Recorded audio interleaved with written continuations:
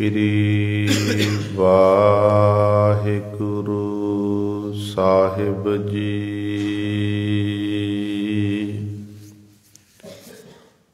ਹੋ ਆਇਆ ਦੂਰੋਂ ਚੱਲ ਕੇ, ਮੈਂ ਤੱਕੀ ਤੋ ਸਰਨਾਏ ਜੀਓ। ਮੈਂ ਆਸਾ ਰੱਖੀ ਚਿਤ ਮਹਿ, ਮੇਰਾ ਸਭੋ ਦੁੱਖ ਗਵਾਏ ਜੀਓ। ਮੈਂ ਨਾਹੀ ਕਛ ਹੋ ਨਹੀਂ, ਕਿਛ ਆਹੇ ਨਾ ਮੋਰਾ।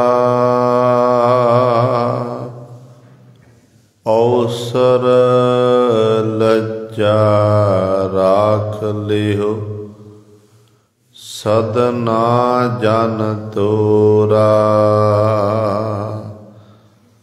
ਤੁਮਰੀ ਸਰਣ ਤੁਮਾਰੀ ਆਸਾ, ਤੁਮ ਹੀ ਸੱਜਣ ਸੁਹੇਲੇ। ਰਾਖੋ ਰਾਖਨਹਾਰ ਦਿਆਲਾ, ਨਾਨਕ ਘਰ ਕੇ ਗੋਲੇ। ਬਾਣੀ ਗੁਰੂ ਗੁਰੂ ਹੈ ਬਾਣੀ, ਵਿੱਚ ਬਾਣੀ ਅੰਮ੍ਰਿਤ ਸਾਰੇ। ਗੁਰ ਬਾਣੀ ਕਹੈ ਸੇਵਕ ਜਨ ਮਾਨੈ, ਪਰਤਖ ਗੁਰੂ ਨਿਸਤਾਰੇ। ਸੋ ਕਹੋ ਟਲ ਗੁਰ ਸੇਵੀਐ, ਅਹਨਿਸ ਸਹਿਜ ਸੁਭਾਏ। ਦਰਸ਼ਨ ਪਰਸੈ ਗੁਰੂ ਕੈ, ਜਨਮ ਮਰਨ ਦੁਖ ਜਾਏ। ਹੋਵੈ ਸਿਫਤ ਖਸਮ ਦੀ, ਨੂਰ ਅਰਸੋ ਕੁਰਸੋ ਝਟੀਐ। ਤੁਧ ਡਿਠੇ ਸੱਚੇ ਪਾਤਸ਼ਾਹ, ਮਲ ਜਨਮ ਜਨਮ ਦੀ ਕੱਟੀਐ। ਸੱਜਣ ਸੱਚਾ ਪਾਤਸ਼ਾਹ, ਸਿਰ ਸਾਹਾਂਦੈ ਸਾਹੋ। ਜਿਸ ਪਾਸ ਬੈਠਿਆ ਸੋਹੀਐ, ਸਭਨਾ ਦਾ ਵੇ। ਸਤਨਾਮ। ਸ਼੍ਰੀ ਵਾਹਿਗੁਰੂ ਸਾਹਿਬ ਜੀ। ਤੁਖਾਰੀ ਮਹੱਲਾ ਪਹਿਲਾ। ਗੁਣ ਗੁਣ ਹੈ ਸਮਾਣੇ, ਮਸਤਕ ਨਾਮ ਨੀਸਾਣੋ। ਸੱਚ ਸਾਚ ਸਮਾਇਆ, ਚੂਕਾ ਆਵਣ ਜਾਣੋ। ਗੁਣ ਗੁਣ ਹੈ ਸਮਾਣੇ, ਮਸਤਕ ਨਾਮ ਨੀਸਾਣੋ। ਸੱਚ ਸਾਚ ਸਮਾਇਆ, ਚੂਕਾ ਆਵਣ ਜਾਣੋ। ਸੱਚ ਸਾਚ ਪਛਾਤਾ, ਸਾਚੈ ਰਾਤਾ। ਸਾਚ ਮਿਲੈ ਮਨ ਭਾਵੈ, ਸਾਚੇ ਉਪਰ ਅਵਰ ਨ ਦੀਸੈ। ਸਾਚੇ ਸਾਚ ਸਮਾਵੈ, ਮੋਹਨ ਮੋਹਿ ਲੀਆ ਮਨ ਮੇਰਾ। ਬੰਧਨ ਖੋਲ ਨਿਰਾਰੇ, ਨਾਨਕ ਜੋਤੀ ਜੋਤ ਸਮਾਣੀ। ਜਾ ਮਿਲਿਆ ਅਤ ਪਿਆਰੇ, ਮੋਹਨ ਮੋਹਿ ਲੀਆ ਮਨ ਮੇਰਾ। ਬੰਧਨ ਖੋਲ ਨਿਰਾਰੇ, ਨਾਨਕ ਜੋਤੀ ਜੋਤ ਸਮਾਣੀ। ਜਾ ਮਿਲਿਆ ਅਤ ਪਿਆਰੇ।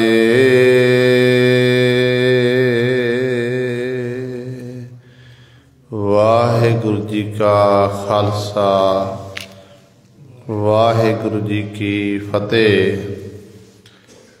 ਪਰਮ ਸਨਮਾਨਯੋਗ ਜੁਗਹੁ ਜੁਗ ਅਟਲ, ਚਵਰ ਛਤਰ ਤਖ਼ਤ ਦੇ ਮਾਲਕ, ਬਾਣੀ ਕੇ ਬੋਹਿਤ। ਰਾਜਾਨ ਰਾਜ ਭਾਨਾਨ ਭਾਨ,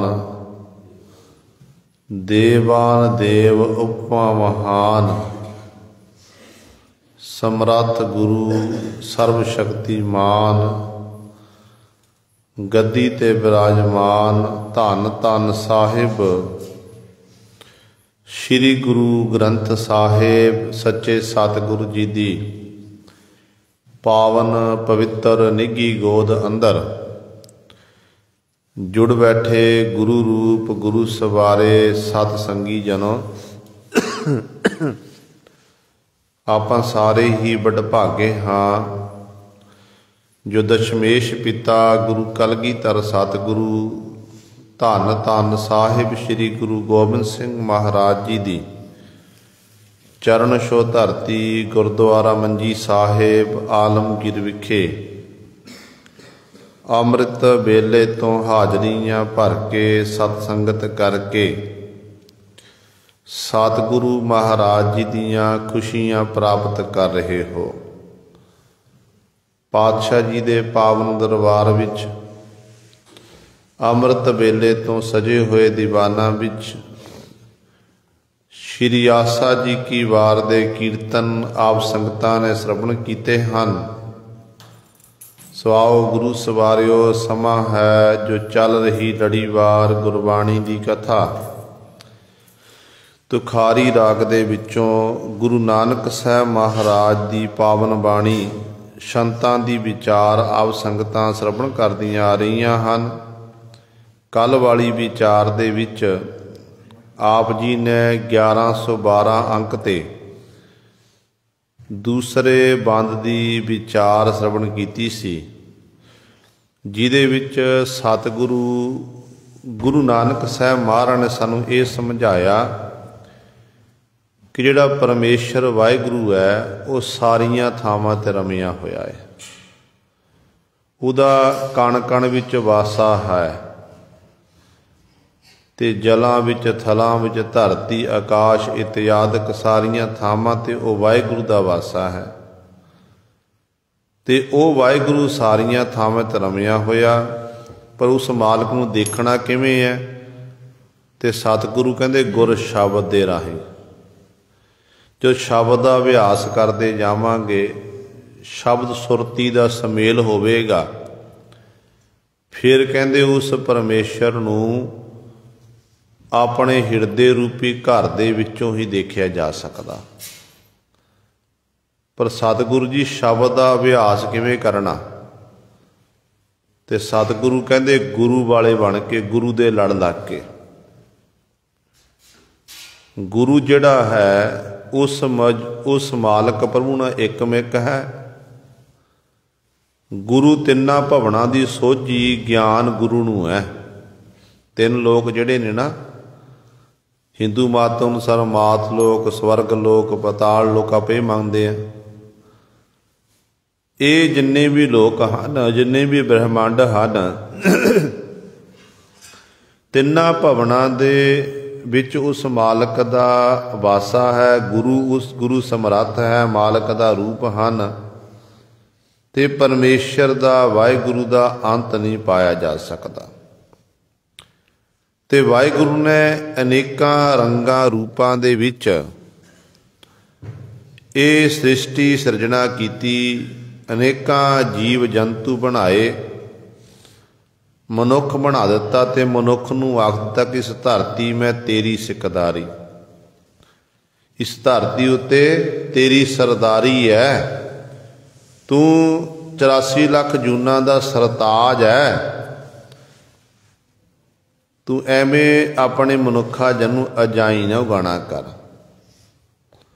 ਤੇ ਜਿਨ੍ਹਾਂ ਨੇ ਤਾਂ ਗੁਰੂ ਪਾਤਸ਼ਾਹ ਦੀ ਬਾਣੀ ਪੜ੍ਹ ਕੇ ਇਸ ਗੱਲ ਨੂੰ ਸਮਝ ਲਿਆ, ਕਿਉਂਕਿ ਅਸਲ ਵਿੱਚ ਜਿਹੜੇ ਗੁਣ ਪਰਮਾਤਮਾ ਨੇ ਮਨੁੱਖ ਦੇ ਵਿੱਚ ਪੈਦਾ ਕੀਤੇ ਨੇ ਨਾ, ਹੋਰ ਪਸ਼ੂ ਪੰਛੀ ਵਿੱਚ ਨਹੀਂ ਉਹ ਗੁਣ ਹਨ।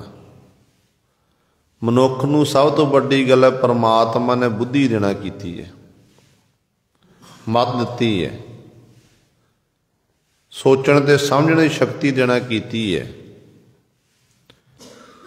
ਤੇ ਇਹਦੇ ਰਾਹੀਂ ਆਪਾਂ ਉਸ ਮਾਲਕ ਨੂੰ ਚੇਤੇ ਕਰਨਾ, ਮਾਲਕ ਦੀ ਇਬਾਦਤ ਕਰਨੀ ਹੈ।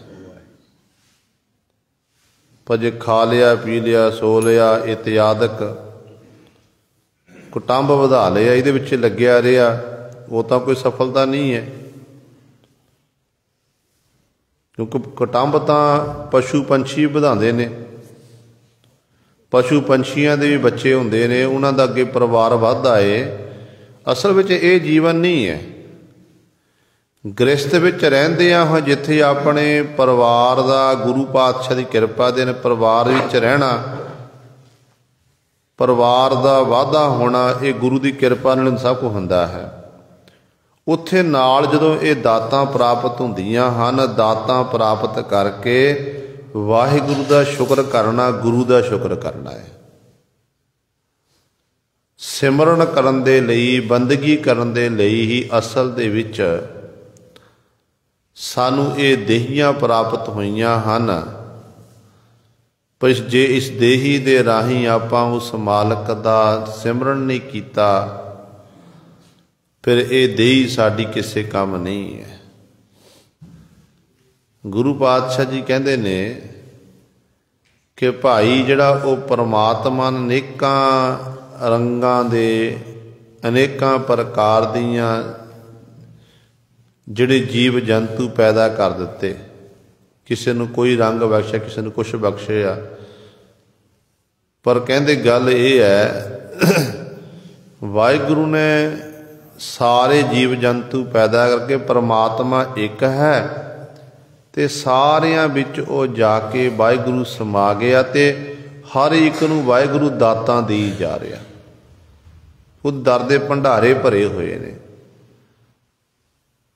ਪਰ ਨਾਲ ਹੀ ਪਾਤਸ਼ਾਹ ਕਹਿੰਦੇ ਨੇ ਉਸ ਮਾਲਕ ਦਾ ਕੋਈ ਅੰਤ ਪਾ ਸਕਦਾ। ਤੇ ਗੁਰੂ ਸਾਹਿਬਾਨ ਨੇ ਇੱਕ ਸ਼ਬਦ ਵਰਤਿਆ ਕਿ ਅਪਰੰਪਰ। ਅਪਰੰਪਰ ਕਹਿੰਦੇ ਨੇ ਪਰੇ ਤੋਂ ਪਰੇ, ਜਾਂ ਕਹਿ ਦੀ ਸੌਖੇ ਸ਼ਬਦਾਂ 'ਚ ਕਿ ਬੇਅੰਤ, ਜਿਹਦਾ ਕੋਈ ਹੱਦ ਬੰਨਾ ਨਹੀਂ। ਪਰੇ ਤੋਂ ਪਰੇ ਹੈ, ਕੋਈ ਹੱਦ ਬੰਨਾ ਨਹੀਂ ਹੈ। ਜਿਵੇਂ ਆਪਾਂ ਕਹਿ ਦਈਏ, ਜਿਵੇਂ ਗੁਰੂ ਸਵਾਰੇ ਮਛਲੀ ਪਾਣੀ ਵਿੱਚ ਰਹਿੰਦੀ ਹੈ, ਮਛਲੀ ਨੂੰ ਇਹ ਨਹੀਂ ਪਤਾ ਕਿ ਮੱਛੀ ਨੂੰ ਕਿ ਸਮੁੰਦਰ ਦਾ ਗਹਿਰਾਈ ਕਿੰਨੀ ਹੈ, ਗਹਿਰਾਈ ਸਮੁੰਦਰ ਦਾ ਪਾਰਲਾ ਕਿਨਾਰਾ ਕਿੱਥੇ ਹੈ। ਉਹਦਾ ਪਾਣੀ ਜੀਵਨ ਹੈ, ਪਾਣੀ ਵਿੱਚ ਵਿਚਰਦੀ ਹੈ।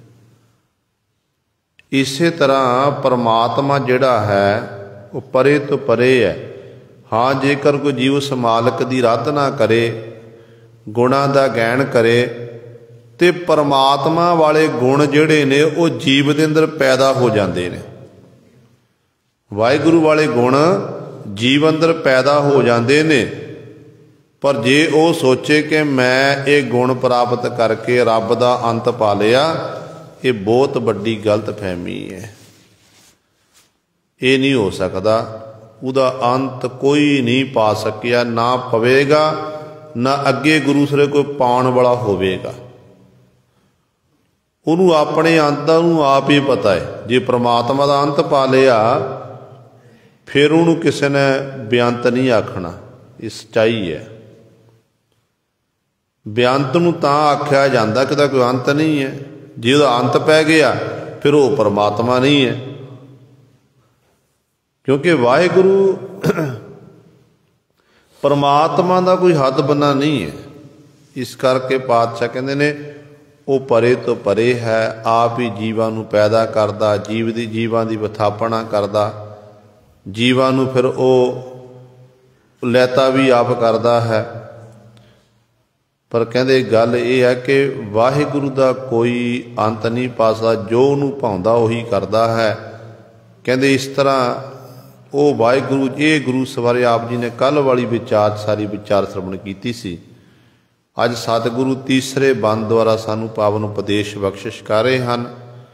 आओ अपनियां मन बिरतियां एकाग्र करिए, ध्यान गुरु चरणों नाल जोड़ीए ते गुरु महाराज जी के पावन उपदेश नूं हिरदियां विच बसा के अपना जीवन सफला करिए। करो सारे अपनी रसना पवित्र ते उचारण करो जी सतनाम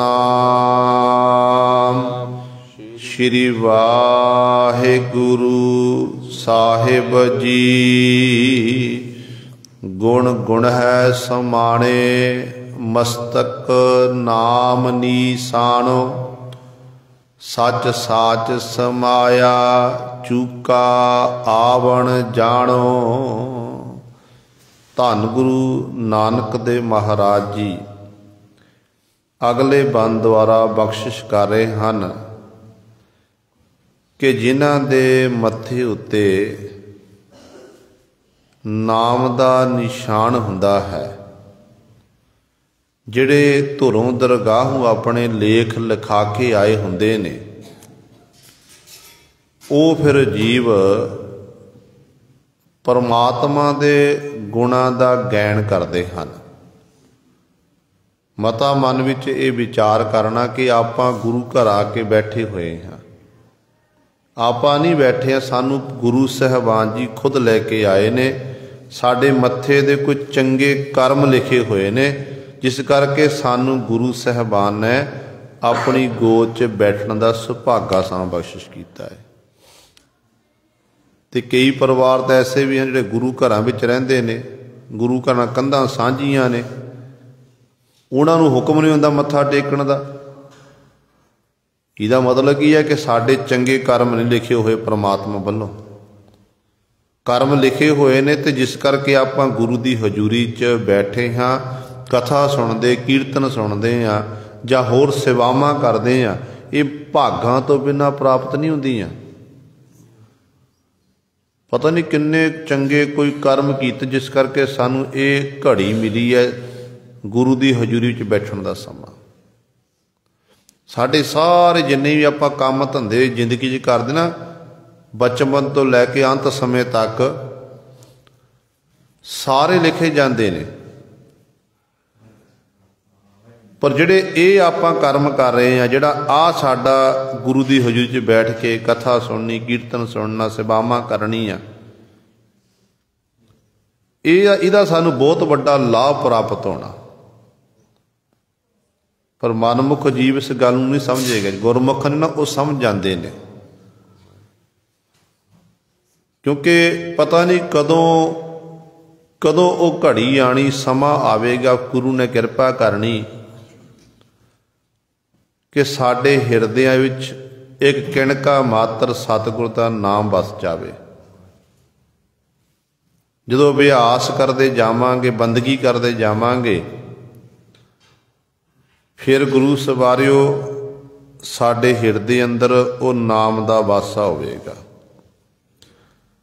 आपां जे विचार के देखिए ना, जिवें आपां घरां दे विच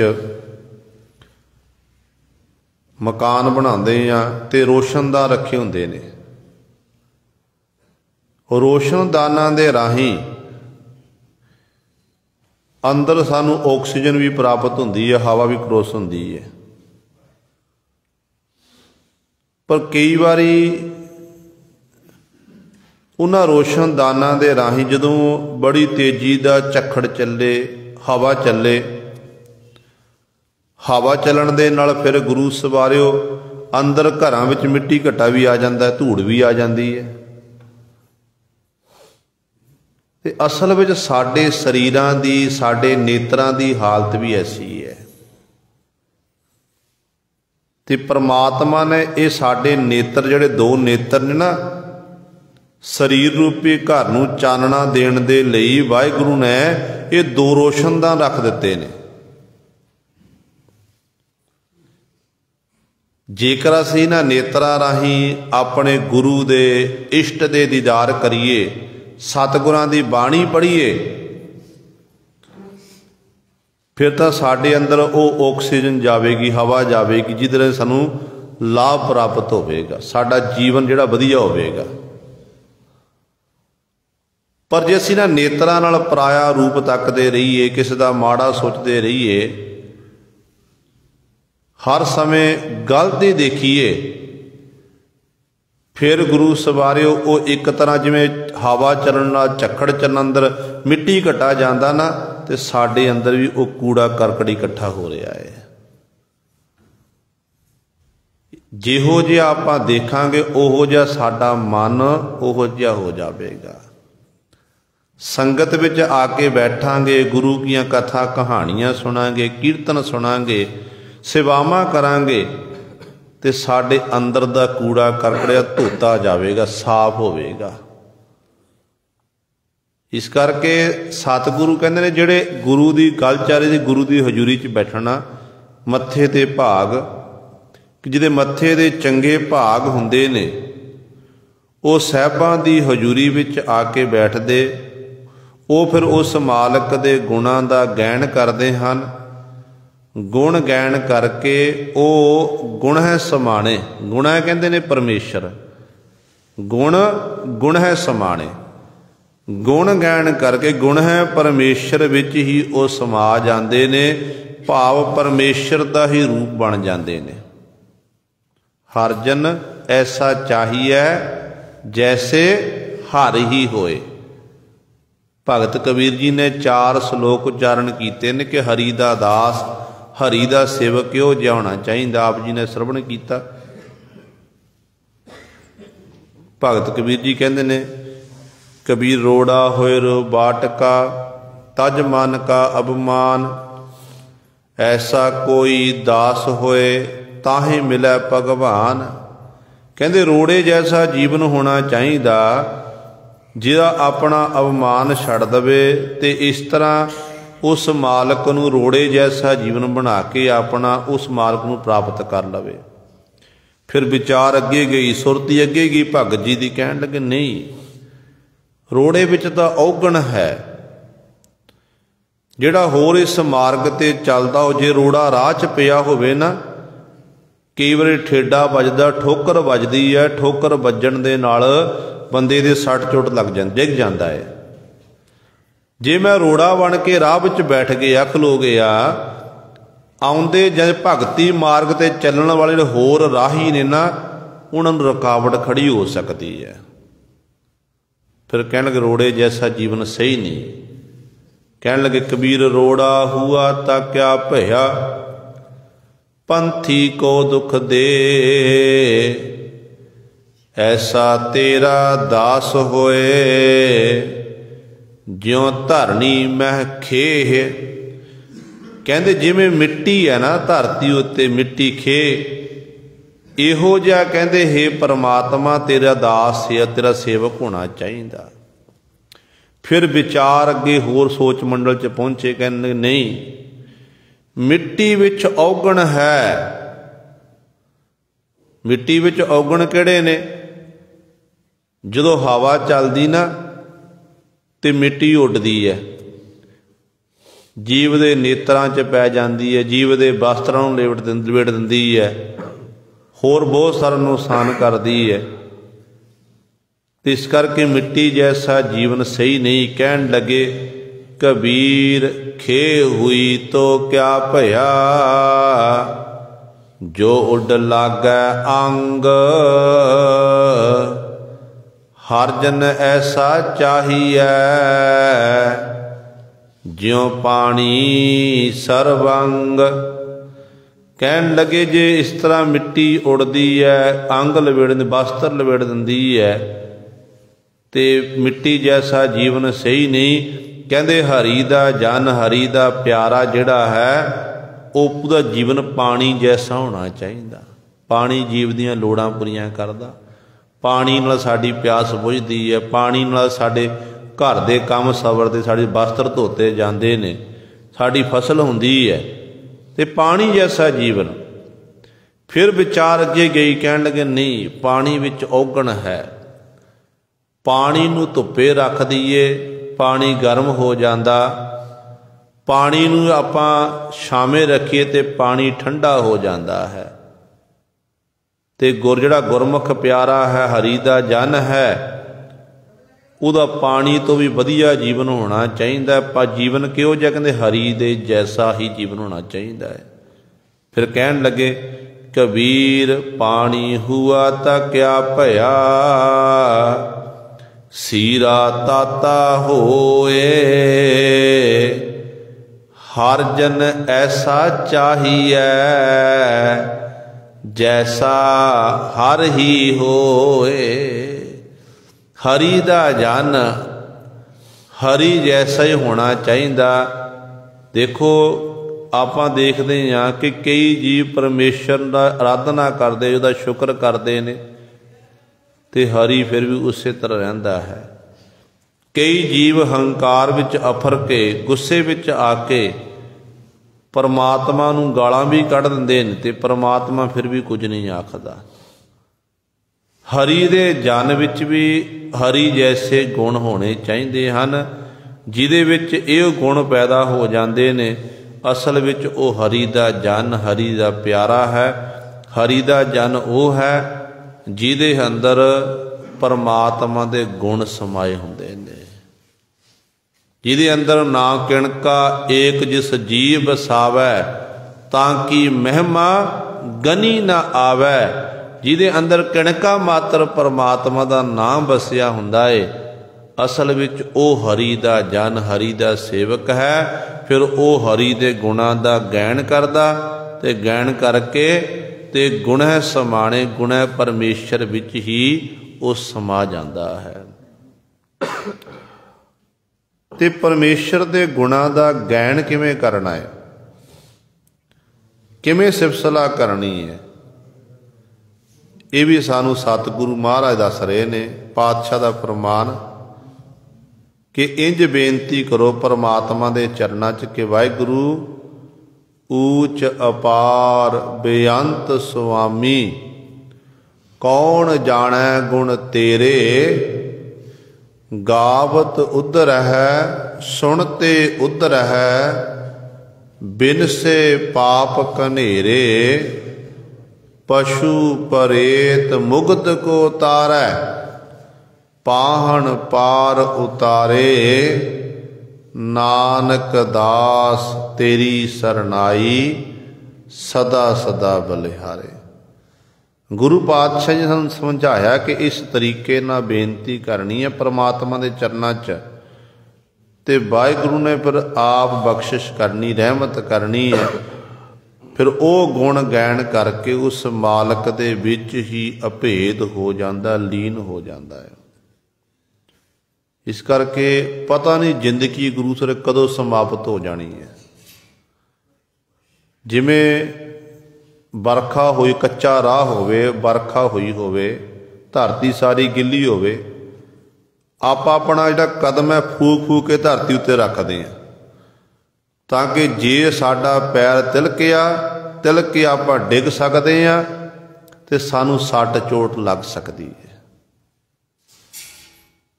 ਤਿਲਕਣ ਤੋਂ ਡਰਦੇ ਹਾਂ, ਡਿੱਗ ਕੇ ਸੱਟ ਚੋਟ ਲੱਗ ਸਕਦੀ ਹੈ। ਤੇ ਜ਼ਿੰਦਗੀ ਵੀ ਤਿਲਕਣ ਬਾਜੀ ਹੈ। ਅਸਲ ਵਿੱਚ ਤੁਰ ਰਹੇ ਹਾਂ, ਜਾ ਰਹੇ ਹਾਂ, ਪਤਾ ਨਹੀਂ ਕਿੱਥੇ ਜਾ ਕੇ ਡਿੱਗ ਜਾਣਾ, ਕਿੱਥੇ ਜ਼ਿੰਦਗੀ ਸਮਾਪਤ ਹੋ ਜਾਣੀ ਹੈ, ਇਹਦਾ ਕੋਈ ਵਿਸ਼ਵਾਸ ਨਹੀਂ ਹੈ ਕਿਸੇ ਨੂੰ ਵੀ। ਕੋਈ ਮਨੁੱਖ ਨੇ ਕੋਈ ਮਸ਼ੀਨਰੀ ਬਣਾਈ, ਮਸ਼ੀਨ ਤਿਆਰ ਕਰ ਦਿੱਤੀ, ਉਹਦੀ ਗਰੰਟੀ ਦੇ ਸਕਦਾ ਕਿ ਇਹਦੀ ਗਰੰਟੀ 5 ਸਾਲ 10 ਸਾਲ 20 ਸਾਲ ਕਿਤੇ ਨਹੀਂ ਜਾਂਦੀ, ਪਰ ਬੰਦੇ ਦੀ ਤਾਂ ਗਰੰਟੀ ਨਹੀਂ ਕੋਈ ਹੈ। ਇਕੱਠੇ ਹੋ ਕੇ ਬੈਠੇ ਹੁੰਦੇ ਆ ਤੇ ਕਈ ਵਾਰੀ ਇਹੋ ਜਿਹੀ ਖਬਰ ਸੁਣੀ ਦੀ ਕਿ ਫਲਾਣਾ ਸਿੰਘ ਚੜ੍ਹਾਈ ਕਰ ਗਿਆ, ਫਲਾਣੇ ਦੇ ਘਰ ਆਹ ਹੋ ਗਿਆ, ਬੈਠੇ ਇਕੱਠੇ ਹੁੰਦੇ ਤੇ ਉਹ ਸੁਣ ਕੇ ਜਦੋਂ ਸੁਣਦਾ ਕਿ ਇਹ ਕਿਵੇਂ ਹੋ ਗਿਆ, ਅਸਲ ਵਿੱਚ ਹੈ ਤਾਂ ਪਰਮਾਤਮਾ ਦੀ ਖੇਡਾਂ ਨੇ। ਤੇ ਜਿੰਨਾ ਸਮਾਂ ਅਸੀਂ ਮਾਲਕ ਦੇ ਗੁਣਾਂ ਦਾ ਗੈਣ ਕਰ ਲਵਾਂਗੇ, ਉਹ ਸਮਾਂ ਸਾਡਾ ਸਫਲਾ ਹੈ। ਗੁਰੂ ਸਵਾਰਿਆ ਕਹਿੰਦੇ ਨੇ ਇੱਕ ਮਹਾਤਮਾ ਪਹੁੰਚੇ ਹੋਏ, ਨਾਮ ਰੰਗ 'ਚ ਰੰਗੇ ਹੋਏ, ਉਹਨਾਂ ਕੋਲ ਇੱਕ ਨੌਜਵਾਨ ਜਾਂਦਾ, ਨਿਤਾ ਪ੍ਰਤੀ ਜਾਣਾ ਤੇ ਮਹਾਤਮਾ ਜੀ ਨੂੰ ਮਜ਼ਾਕ ਕਰਨਾ। ਅੱਗੋਂ ਮਹਾਤਮਾ ਜੀ ਹੱਸ ਕੇ ਸਾਰ ਦਿੰਦੇ ਨੇ। ਕਹਿੰਦੇ ਨੇ ਡੇਰੇ 'ਚ ਜਾਣਾ ਤੇ ਡੇਰੇ 'ਚ ਜਾ ਕੇ ਇਹ ਮਜ਼ਾਕ ਕਰਨਾ ਤੇ ਮਹਾਤਮਾ ਜੀ ਨੂੰ ਹੱਸ ਕੇ ਸਾਰਨਾ। ਇੱਕ ਦਿਨ ਇਹ ਮਹਾਤਮਾ ਦੇ ਡੇਰੇ 'ਚ ਗਿਆ, ਕਹਿਣ ਲੱਗਿਆ ਕਿ ਮਹਾਤਮਾ ਜੀ ਮੈਂ ਸ਼ਹਿਰ ਚੱਲਿਆ ਹਾਂ। ਤੇ ਮਹਾਤਮਾ ਦੇ ਮਨ 'ਚ ਵਿਚਾਰ ਆਈ ਕਿ ਨਿਤਾ ਪ੍ਰਤੀ ਮੇਰੇ ਕੋਲ ਆਉਂਦਾ ਤੇ ਮੈਨੂੰ ਇਹ ਮੇਰਾ ਮਜ਼ਾਕ ਉਡਾਉਂਦਾ, ਮੇਰੀ ਭਗਤੀ ਮਾਰਜ ਵਿਘਨ ਪਾਉਂਦਾ ਏ, ਕਿਉਂ ਨਾ ਇਹਨੂੰ ਕਿਸ ਤਰੀਕੇ ਨਾਲ ਸਮਝਾਇਆ ਜਾਵੇ। ਕਹਿਣ ਲੱਗੇ ਬੇਟਾ ਇੰਝ ਕਰ, ਤੂੰ ਸ਼ਹਿਰ ਜਾ ਰਿਹਾ ਹੈ ਤੇ ਮੇਰਾ ਵੀ ਕੁਝ ਕੁ ਸਮਾਨ ਹੈ, ਤੂੰ ਲੈ ਕੇ ਆਣਾ ਕਰ। ਮੈਂ ਤੈਨੂੰ ਦੱਸਦਾ 3 ਚੀਜ਼ਾਂ ਨੇ, 3 ਚੀਜ਼ਾਂ ਤਾਂ ਲੈ ਕੇ ਆਉਣੀਆਂ ਨੇ। ਕਹਿਣ ਲੱਗੇ ਇੰਝ ਕਰ, ਪੈਨ ਚੁੱਕ, ਕਾਪੀ ਚੁੱਕ, ਕਾਗਜ਼ ਉੱਤੇ ਲਿਖਣਾ ਕਰ। ਕਹਿਣ ਲੱਗਿਆ ਮਹਾਤਮਾ ਜੀ 3 ਚੀਜ਼ਾਂ ਨੇ ਸੰਤ ਜੀ, ਉਹ ਤਾਂ ਮੈਨੂੰ ਯਾਦ ਰਹਿਣਗੀਆਂ, ਤੁਸੀਂ ਦੱਸੋ। ਕਹਿਣ ਲੱਗੀ ਨਹੀਂ ਬੇਟਾ, ਭੁੱਲ ਜਾਂਦੀਆਂ ਨੇ, ਤੂੰ ਕਾਗਜ਼ ਉੱਤੇ ਲਿਖ। ਕਾਗਜ਼ ਲੈ ਲਿਆ, ਪੈਨ ਲੈ ਲਿਆ। ਕਹਿਣ ਲੱਗੇ ਲਿਖ, ਘਟੇ ਘਟੇ ਵਧੇ ਵਧੇ, ਘਟੇ ਘਟੇ ਵਧੇ ਵਧੇ, ਨਾ ਘਟੇ ਨਾ ਵਧੇ, ਘਟੇ ਘਟੇ ਵਧੇ ਵਧੇ, ਨਾ ਘਟੇ ਨਾ ਵਧੇ। ਕਹਿਣ ਲੱਗੇ ਇਹ ਚੀਜ਼ਾਂ ਤੈਂ ਬਾਜ਼ਾਰ 'ਚੋਂ ਖਰੀਦ ਕੇ ਲੈ ਕੇ ਆਣੀ। ਕਹਿਣ ਲੱਗਾ ਮਹਾਤਮਾ ਜੀ ਇਹ ਕੀ ਹੈ? ਕਹਿਣ ਲੱਗੇ ਤੈਨੂੰ ਬਾਜ਼ਾਰ 'ਚ ਮਿਲ ਜਾਣਗੀਆਂ। ਹੁਣ ਇਹ ਖੱਚ ਕਾਗਜ਼ ਪਕੜਿਆ ਨਾ, ਸਾਜੋ ਸਮਾਨ ਆਪਣਾ ਲਿਆ। ਕਹਿਣ ਲੱਗਿਆ ਮਹਾਤਮਾ ਦਾ ਸਮਾਨ ਲਵਾਂ ਪਹਿਲਾਂ ਮੈਂ, ਇਹ ਚੀਜ਼ਾਂ ਮਿਲਣਗੀਆਂ ਕਿੱਥੋਂ? ਵਿਚਾਰ ਕਰਦਾ ਆਪਣੇ ਮਨ ਨਾਲ। ਫਿਰ ਵਿਚਾਰ ਆਈ ਕਿ ਕਿਸੇ ਇਹੋ ਜਿਹੀਆਂ ਜਿਹੜੀ ਚੀਜ਼ਾਂ ਹੁੰਦੀਆਂ ਇਹ ਪੰਸਾਰੀ ਦੀ ਦੁਕਾਨ 'ਤੇ ਮਿਲਦੀਆਂ ਨੇ। ਪੰਸਾਰੀ ਲੋਕ ਜਦੋਂ ਕੋਈ ਦੇਸੀ ਦਵਾਈ ਬਣਾਉਂਦਾ ਤੇ ਇਹ ਚੀਜ਼ਾਂ ਪੰਸਾਰੀ ਤੋਂ ਮਿਲਦੀਆਂ ਨੇ। ਤੇ ਪੰਸਾਰੀ ਦੀ ਦੁਕਾਨ ਉੱਤੇ ਚਲਿਆ ਗਿਆ ਤੇ ਪੰਸਾਰੀ ਅੱਗੇ ਉਹ ਕਾਗਜ਼ ਰੱਖਦਾ ਕਿ ਮੈਨੂੰ ਆਹ ਚੀਜ਼ਾਂ ਦੇਣਾ ਕਰੋ। ਤੇ ਪੰਸਾਰੀ ਕਹਿਣ ਲੱਗੇ ਇਹ ਚੀਜ਼ਾਂ ਇੱਥੇ ਤੈਨੂੰ ਨਹੀਂ ਮਿਲਣੀਆਂ। ਇਹ ਕੀ ਹੈ? ਸਾਨੂੰ ਤਾਂ ਪਤਾ ਨਹੀਂ ਕੀ ਹੈ। ਇਹਨੇ ਕਾਗਜ਼ ਪਕੜਿਆ, ਬੜੇ ਗੁੱਸੇ ਵਿੱਚ ਹੋ ਰਿਹਾ ਕਿ ਮਹਾਤਮਾ ਨੇ ਮੇਰੇ ਨਾਲ ਮਜ਼ਾਕ ਕੀਤਾ ਹੈ, ਸੰਤ ਜੀ ਨੇ ਮੇਰੇ ਨਾਲ ਮਜ਼ਾਕ ਕੀਤਾ, ਕੋਝਾ ਮਜ਼ਾਕ। ਕਹਿੰਦੇ 1-2 ਦੁਕਾਨਾਂ ਉੱਤੇ ਹੋਰ ਗਿਆ, ਉਹਨੇ ਵੀ ਇਨਕਾਰ ਕਰਦਾ ਕਿ ਇਹੋ ਜਿਹੀ ਚੀਜ਼ਾਂ ਹੈ ਹੀ ਨਹੀਂ ਹਨ। ਇਹ ਅੱਗ ਬਬੂਲਾ ਗੁੱਸੇ ਵਿੱਚ ਵਾਪਸ ਆ ਰਿਹਾ ਕਿ ਅੱਜ ਮੈਂ ਮਹਾਤਮਾ ਨਾਲ ਜਾਂ ਝਗੜਾ ਕਰਾਂ, ਕੋਝਾ ਮਜ਼ਾਕ ਮੇਰੇ ਨਾਲ ਕੀਤਾ ਏ। ਕਹਿੰਦੇ ਰਸਤੇ ਵਿੱਚ ਆ ਰਿਹਾ, ਇੱਕ ਦਰਖਤ ਥੱਲੇ ਰੱਬ ਦਾ ਪਿਆਰਾ ਕੋਈ ਫਕੀਰ ਬੈਠਾ ਹੋਇਆ। ਉਹ ਫਕੀਰ ਦੇ ਕਹਿਣ ਲੱਗਾ, ਮਨ 'ਚ ਵਿਚਾਰ ਆਈ ਕਿ ਕਿਉਂ ਨਾ ਇਸ ਫਕੀਰ ਨੂੰ ਮੈਂ ਪੁੱਛਣਾ ਕਰਾਂ। ਇਹ ਫਕੀਰ ਹੀ ਸ਼ਾਇਦ ਇਹਦੇ ਕੋਲ ਇਹਦੇ ਜਿਹੜਾ ਸਾਜੋ ਸਮਾਨ ਮਿਲ ਜਾਵੇ। ਜਾ ਕੇ ਫਕੀਰ ਨੂੰ ਜਾ ਕੇ ਸਜਦਾ ਕੀਤਾ, ਪੁੱਛਿਆ ਕਿ ਸੰਤ ਜੀ ਆਹ ਵਸਤੂਆਂ ਮੈਨੂੰ ਚਾਹੀਦੀਆਂ ਹਨ, ਕਿੱਥੋਂ ਮਿਲਣਗੀਆਂ? ਤੇ ਫਕੀਰ ਨੇ ਕਾਗਜ਼ ਉੱਤੇ ਲਿਖਿਆ ਹੋਇਆ ਪੜ੍ਹਿਆ। ਕਹਿਣ ਲੱਗੇ ਤੈਨੂੰ ਕਿਹਨੇ ਲਿਖਾਣਾ ਕੀਤੀਆਂ? ਕਹਿਣ ਲੱਗੇ ਸਾਡੇ ਨਗਰ 'ਚ ਸੰਤ ਰਹਿੰਦੇ ਨੇ, ਉਹਨਾਂ ਨੇ ਮੈਨੂੰ ਆਖਣਾ ਕੀਤਾ ਕਿ ਬਾਜ਼ਾਰ ਵਿੱਚੋਂ ਆਹ ਚੀਜ਼ਾਂ ਲੈ ਕੇ ਆ। ਤੇ ਫਕੀਰ ਕਹਿਣ ਲੱਗਿਆ ਤੇਰਾ ਜਿਹੜਾ ਤੇਰੇ ਨਗਰ ਦਾ ਸੰਤ ਹੈ ਨਾ ਪਹੁੰਚਿਆ ਹੋਇਆ ਹੈ, ਉਹਦੇ ਉੱਤੇ ਮਾਲਕ ਦੀ ਕਿਰਪਾ ਹੈ, ਬੰਦਗੀ ਵਾਲਾ ਹੈ। ਕਹਿਣ ਲੱਗੇ ਲੈ ਮੈਂ ਤੈਨੂੰ ਲਿਖਾਉਂਦਾ ਤੇ ਕਾਗਜ਼ ਚੁੱਕ, ਇਹਦੇ ਅੱਗੇ ਲਿਖਣਾ ਕਰ। ਜਿਹੜਾ ਘਟੇ ਘਟੇ ਘਟੇ ਘਟੇ ਅੱਗੇ ਲਿਖ ਦਿੱਤਾ ਕਿ ਔਦ ਘਟੈ ਦਿਨ ਸਰੈ ਨਾਰੇ, ਮਨ ਗੁਰਮਿਲ ਕਾਜ ਸਵਾਰੇ। ਦਿਨ ਤੇ ਪਹਿਰ, ਪਹਿਰ ਤੇ ਘਰੀਆਂ, ਆਪ ਘਟੈ ਤਨ ਸੀਜੈ, ਕਾਲ ਅਹੇਰੀ ਫਿਰੈ ਬਦਕ ਜਿਉ, ਕਹੋ ਕਵਨ ਵਿਦ ਕੀਜੈ। ਉਮਰ ਘਟਦੀ ਹੈ, ਜਿਉਂ ਜਿਉਂ ਆਪਾਂ ਆਪਣੇ ਜਨਮ ਦਿਨ ਮਨਾਉਂਦੇ ਹਾਂ ਤੇ ਸਾਡੀਆਂ ਅਸਲ ਉਮਰਾਂ ਘਟਦੀਆਂ ਜਾਂਦੀਆਂ ਨੇ। ਘਟੇ ਘਟੇ ते बधे बधे। कहन लगे इहदे अगे लिख दे तमा तृष्णा। ज्यों ज्यों मनुख की उम्र लवेरी हुंदी ना त्यों त्यों मनुख के अंदर जिहड़ी है तृष्णा दिनों दिन वधदी जाती है।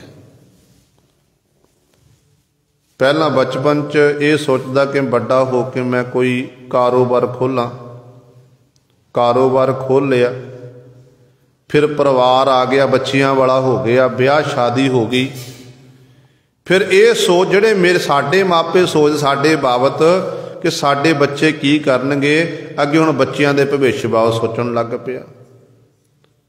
मैं इन्ना धन कमा ला, इन्ना कतर कर लवां ताकि मेरे जिहड़े बच्चे ने वो वेले बह के खा लैण। ये सोच मनुख दी है ते बच्चे भी सैट हो जाते ने।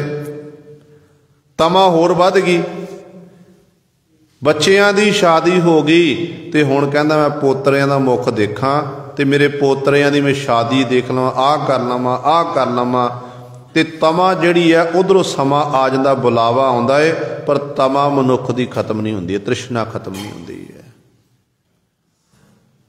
घटे घटे बधे बधे, ना घटे ना बधे। वो की ने साडे सवास जिहड़े परमात्मा ने साडे अंदर गिणती दे पाए हुए ने। जिन्ने पा दिते आपां उन्ने भोगने हन, कोई नूं घटा नहीं सकदा, कोई वधा नहीं सकदा। ये तिन्ने उन्ने ही सानूं भोगने पैणगे।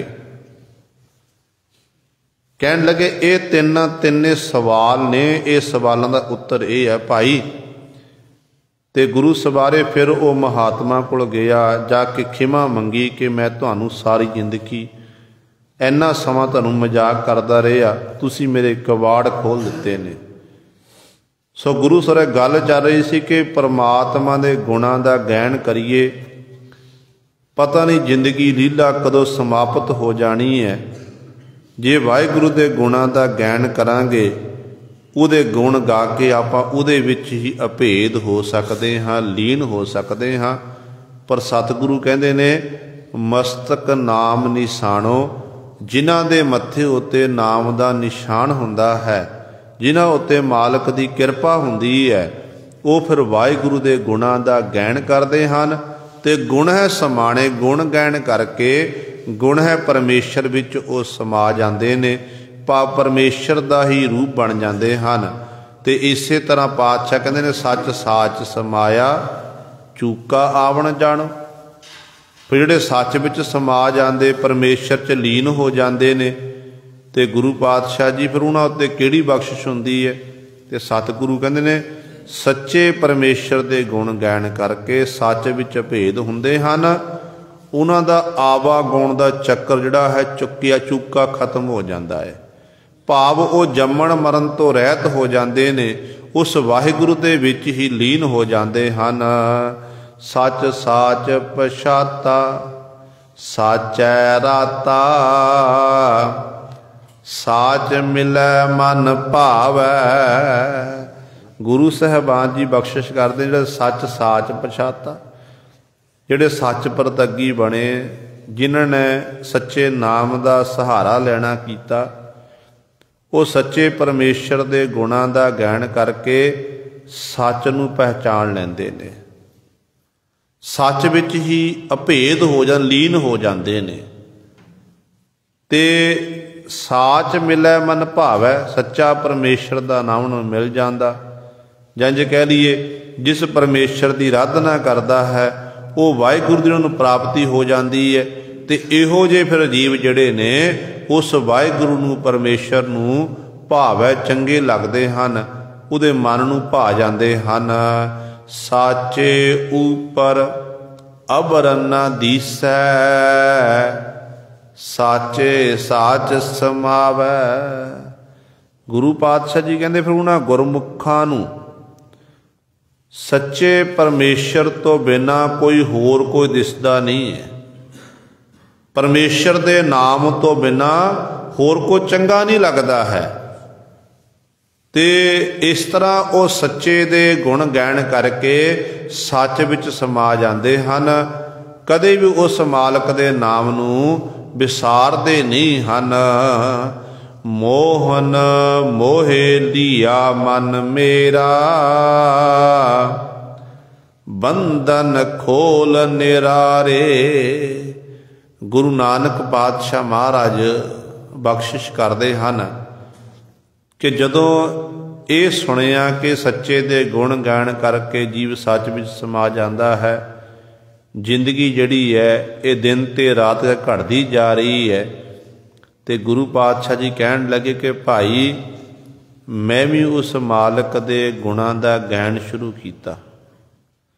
ਜਦੋਂ ਮੈਂ ਆਪਣੇ ਨੇਤਰਾਂ ਦੇ ਨਾਲ ਮਨ ਨੂੰ ਮੋਹਣ ਵਾਲੇ ਪਰਮੇਸ਼ਰ ਦੇ ਦੀਦਾਰ ਕੀਤੇ, ਵਾਹਿਗੁਰੂ ਦੇ ਦੀਦਾਰ ਮੈਨੂੰ ਹੋਏ, ਤੇ ਉਦੋਂ ਫਿਰ ਕੀ ਅਵਸਥਾ ਬਣੀ? ਕਹਿੰਦੇ ਮੋਹੇ ਲੀਆ ਮਨ ਮੇਰਾ। ਮੋਹਨ ਪਰਮੇਸ਼ਰ ਨੇ ਮੇਰੇ ਮਨ ਨੂੰ ਮੋਹ ਲਿਆ। ਭਾਵ ਉਹ ਸਰੂਪ ਇੰਨਾ ਸੁੰਦਰ ਸੀ ਕਿ ਉਸ ਸਰੂਪ ਨੂੰ ਮੈਂ ਬਿਆਨ ਕਰਕੇ ਨਹੀਂ ਦੱਸ ਸਕਦਾ। ਗੁਰੂ ਕਲਗੀਧਰ ਪਾਤਸ਼ਾਹ ਨੂੰ ਪੁੱਛੋ, ਤੇ ਧੰਨ ਗੁਰੂ ਗੋਬਿੰਦ ਸਿੰਘ ਮਹਾਰਾਜ ਪੁੱਛਿਆ ਕਿ ਪਰਮੇਸ਼ਰ ਦਾ ਸਰੂਪ ਕਿਹੋ ਜਿਹਾ? ਤੇ ਸਤਿਗੁਰੂ ਕਹਿੰਦੇ ਨੇ ਕਿ ਨਿਜਰਨ ਰੂਪ ਹੋ, ਕਿ ਸੁੰਦਰ ਸਰੂਪ ਹੋ, ਕਿ ਭੂਪਨ ਕੇ ਭੂਪ ਹੋ, ਕਿ ਦਾਤਾ ਮਹਾ ਦਾਨ ਹੋ। ਹੇ ਪਰਮਾਤਮਾ, ਰਾਜਿਆਂ ਵਿੱਚੋਂ ਆਪ ਜੀ ਵੱਡੇ ਰਾਜੇ, ਤੇ ਦਾਤਿਆਂ ਵਿੱਚੋਂ ਵੱਡੇ ਦਾਤੇ ਹਨ, ਸੁੰਦਰ ਸਰੂਪ ਵਾਲੇ ਹਨ। ਮਾਲਕ ਜੀ, ਮੈਂ ਕਿਹੜਾ ਰੂਪ ਆਪ ਜੀ ਦਾ ਵਰਣਨ ਕਰਾਂ? ਜੇ ਇੱਕ ਰੂਪ ਹੋਵੇ ਤਾਂ ਵਰਣਨ ਹੋ ਸਕਦਾ ਨਾ। ਇਸੇ ਤਰ੍ਹਾਂ ਹੀ ਜਦੋਂ ਮੋਹਨ ਪਰਮੇਸ਼ਰ ਦੇ ਦੀਦਾਰ ਹੋਏ ਤੇ ਮੇਰਾ ਮਨ ਕਹਿੰਦੇ ਮੋਹਿਆ ਗਿਆ। ਮੇਰੇ ਮਨ ਨੂੰ ਮੈਂ ਪਰਮੇਸ਼ਰ ਨੇ, ਵਾਹਿਗੁਰੂ ਨੇ ਮੋਹ ਲਿਆ, ਤੇ ਮੇਰੇ ਉੱਤੇ ਐਡੀ ਵੱਡੀ ਬਖਸ਼ਿਸ਼ ਕਰ ਦਿੱਤੀ। ਮੈਂ ਬੰਧਨਾਂ ਵਿੱਚ ਸੀ, ਮੈਨੂੰ ਵਿਸ਼ਿਆਂ ਦੇ ਬੰਧਨ, ਵਿਕਾਰਾਂ ਦੇ ਬੰਧਨ, ਮਾਇਆ ਦੇ ਬੰਧਨ, ਇਹ ਸਾਰੇ ਬੰਧਨ ਮੇਰੇ ਮਾਲਕ ਨੇ ਬੰਧਨ ਖੋਲ ਨਿਰਾਰੇ, ਮੇਰੇ ਬੰਧਨ ਖੋਲ ਦਿੱਤੇ। ਸਤਿਗੁਰ ਸਿੱਖ ਕੇ ਬੰਧਨ ਕਾਟੈ, ਗੁਰ ਕਾ ਸਿੱਖ ਵਿਕਾਰ ਤੇ ਹਟੈ। ਇਹ ਗੁਰੂ ਕਿਰਪਾ ਕਰਦਾ ਫਿਰ। ਤੇ ਇਸ ਤਰ੍ਹਾਂ ਕਹਿੰਦੇ ਫਿਰ ਉਹ ਬੰਧਨ ਮੇਰੇ ਖੋਲੇ ਗਏ, ਖੋਲ ਦਿੱਤੇ, ਤੇ ਮੈਂ ਨਿਰਾਰਾ ਹੋ ਗਿਆ, ਵੱਖਰਾ ਹੋ ਗਿਆ। ਭਾਵ ਰਹਿੰਦਾ ਸੰਸਾਰ ਵਿੱਚ, ਵਿਚਰਦਾ ਸੰਸਾਰ ਵਿੱਚ, ਆਪਣੇ ਕਾਰ ਵਿਹਾਰ ਸਾਰੇ ਕਰਦਾ ਹਾਂ, ਪਰ ਸੁਰਤੀ ਕਰਕੇ ਸੰਸਾਰ ਨਾਲੋਂ ਵੱਖਰਾ ਹੋ ਗਿਆ, ਕਿਉਂਕਿ ਸ਼ਬਦ ਸੁਰਤੀ ਦਾ ਸਮੇਲ ਹੋ ਗਿਆ। ਤੇ ਉਸ ਮਾਲਕ ਦੇ ਮੈਨੂੰ ਦੀਦਾਰ ਹੋਣ ਲੱਗ ਪਏ। ਨਾਨਕ ਜੋਤੀ ਜੋਤ ਸਮਾਣੀ, ਜਾ ਮਿਲਿਆ ਅਤ ਪਿਆਰੇ। ਨਾਨਕ ਗੁਰੂ ਜੀ ਉਚਾਰਨ ਕਰਦੇ ਹਾਂ, ਜਾ ਮਿਲਿਆ ਅਤ ਪਿਆਰੇ। ਕਹਿੰਦੇ ਜਦੋਂ ਅਤ ਪਿਆਰ, ਜਿਹਨਾਂ ਮੇਰਾ ਅਤ ਸਨੇਹ ਹੈ, ਪ੍ਰੇਮ ਹੈ, ਜਿਹਨੂੰ ਮੈਂ ਬਹੁਤ ਪ੍ਰੇਮ ਕਰਦਾ ਹਾਂ, ਜਦੋਂ ਮੈਨੂੰ ਮੇਰਾ ਪਿਆਰਾ ਮਿਲ ਗਿਆ, ਪਰਮੇਸ਼ਰ ਮਿਲ ਗਿਆ, ਮੈਨੂੰ ਵਾਹਿਗੁਰੂ ਦੀ ਪ੍ਰਾਪਤੀ ਹੋ ਗਈ, ਫਿਰ ਅਵਸਥਾ ਕੈਸੀ ਬਣੀ? ਜੋਤੀ ਜੋਤ ਸਮਣ। ਜਿਹੜੀ ਇਹ ਜੋਤ ਹੈ ਨਾ, ਉਸ ਅਖੰਡ ਜੋਤ ਵਿੱਚ ਜਾ ਕੇ ਸਮਾ ਗਈ। ਭਾਵ ਹਰੀ ਦਾ ਜਨ ਹਰੀ ਦੇ ਵਿੱਚ ਅਭੇਦ ਹੋ ਗਿਆ, ਲੀਨ ਹੋ ਗਿਆ, ਉਹਦਾ ਹੀ ਰੂਪ ਬਣ ਗਿਆ। ਇਹ ਗੁਰੂ ਸਵਾਰਿਓ ਸਤਿਗੁਰੂ ਮਹਾਰਾਜ ਨੇ ਸਾਡੇ ਉੱਤੇ ਪਾਵਨ ਸ਼ਬਦ ਦੁਆਰਾ, ਤੀਸਰੇ ਬੰਦ ਦੁਆਰਾ